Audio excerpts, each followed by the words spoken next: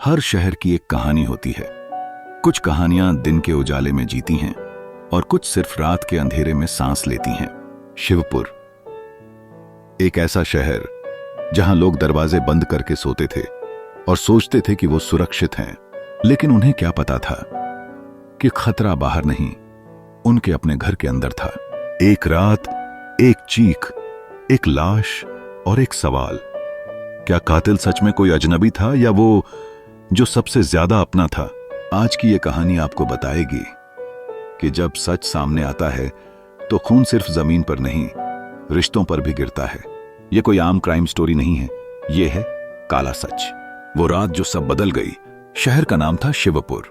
बाहर से देखने पर यह एक शांत, साधारण सा कस्बा लगता था। सुबह मंदिर की घंटियां, शाम को चाय की दुकानों पर चर्चा और रात होते ही लगभग सन्नाटा। लेकिन हर शहर की तरह शिवपुर के भी अपने राज थे। ऐसे राज जो अंधेरे में पलते हैं और मौका मिलते ही इंसानी जिंदगियां निगल जाते हैं। उस रात बारिश हो रही थी, मूसलाधार नहीं, लेकिन इतनी कि सड़कें चमक रही थीं और हवा में एक अजीब सी ठंडक थी। रात के करीब 11:30 बजे थे। लोग अपने घरों में दुबक चुके थे। तभी शहर के बाहरी इलाके में बने एक पुराने बंगले से एक चीख गूंजी, इतनी तेज कि कुत्ते भौंक उठे, लेकिन इतनी अकेली कि किसी इंसान ने उसे सुना ही नहीं। अगली सुबह उसी बंगले में मिला एक शव। नाम था राघव मल्होत्रा, उम्र करीब 45 साल। शहर के सबसे बड़े बिल्डर और एक समय में सबसे ताकतवर आदमी। लेकिन उस सुबह वह सिर्फ एक लाश था, खून से सना हुआ, आंखें खुली हुई, जैसे मरते वक्त भी किसी सवाल का जवाब ढूंढ रहा हो।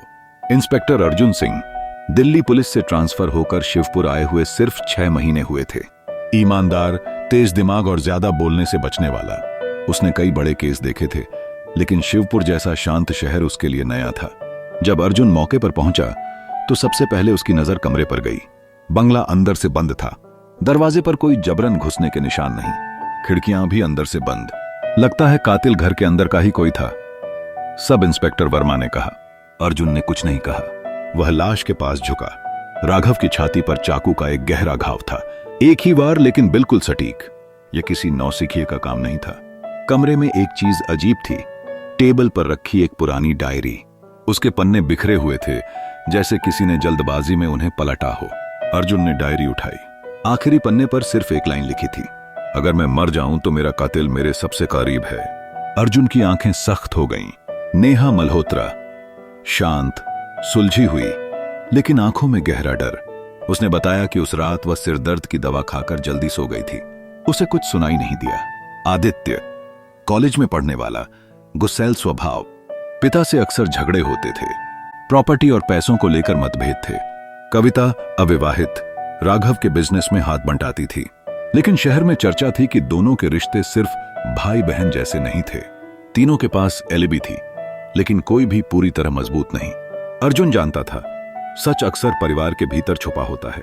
जांच आगे बढ़ी तो राघव के अतीत के कई काले राज सामने आने लगे। 10 साल पहले एक मजदूर नेता शंकर लाल की संदिग्ध मौत, मामला दबा दिया गया था। एक पत्रकार मीरा जोशी, जिसने राघव के खिलाफ खबर छापी थी और फिर अचानक शहर छोड़कर चली गई। एक अधूरा प्रोजेक्ट जिसमें कई लोगों की जमीन धोखे से ली गई थी। हर कड़ी राघव को एक निर्दयी, लालची इंसान साबित कर रही थी। अर्जुन ने सोचा, इतने दुश्मनों के बीच असली कातिल ढूंढना आसान नहीं होगा। डायरी के पन्नों को ध्यान से पढ़ने पर अर्जुन को कुछ नाम बार बार दिखे, कुछ अधूरे वाक्य, कुछ डर से भरे शब्द। एक पन्ने पर लिखा था, वो सब जान चुकी है, अगर सच बाहर आ गया तो सब खत्म हो जाएगा। लेकिन वो कौन थी? नेहा, कविता या कोई और? अर्जुन ने तय किया, उसे उस वो तक पहुंचना ही होगा। पूछताछ में नेहा टूटने लगी। उसने बताया कि राघव का अफेयर था, वह कई सालों से किसी और औरत से मिलता था। कविता ने भी चौंकाने वाला बयान दिया। राघव उस रात बहुत घबराया हुआ था। उसने किसी को फोन किया था और कहा था, मुझे माफ कर दो, मैंने बहुत बड़ी गलती कर दी। फोन किसे किया गया था, यह अब भी रहस्य था। एक पुराने रिकॉर्ड से अर्जुन को पता चला कि मीरा जोशी वापस शिवपुर लौटी थी। वह गुपचुप तरीके से रह रही थी। मीरा ने सच उगला, राघव ने शंकर लाल की हत्या का आदेश दिया था। सबूत उसी डायरी में थे। लेकिन मीरा ने यह भी कहा, मैंने राघव को मारने की कोशिश नहीं की, मैं बस सच सामने लाना चाहती थी। आखिरकार अर्जुन ने सबको ड्राइंग रूम में इकट्ठा किया। कातिल कोई बाहर का नहीं था, आदित्य। अपने पिता के अपराध, अपनी मां की तकलीफ और अपने भविष्य के डर ने उसे उस रात राघव की जान लेने पर मजबूर कर दिया। उसने कहा, मैं राक्षस का बेटा बनकर नहीं जी सकता था। आदित्य गिरफ्तार हुआ। राघव के सारे काले कारनामे सामने आए। शिवपुर फिर शांत हो गया। लेकिन अब सब जानते थे कि इस शहर की मुस्कान के पीछे कितना अंधेरा छुपा था। इंस्पेक्टर अर्जुन ने डायरी का आखिरी पन्ना बंद किया और बुदबुदाया, सच देर से सही, लेकिन बाहर आ ही जाता है।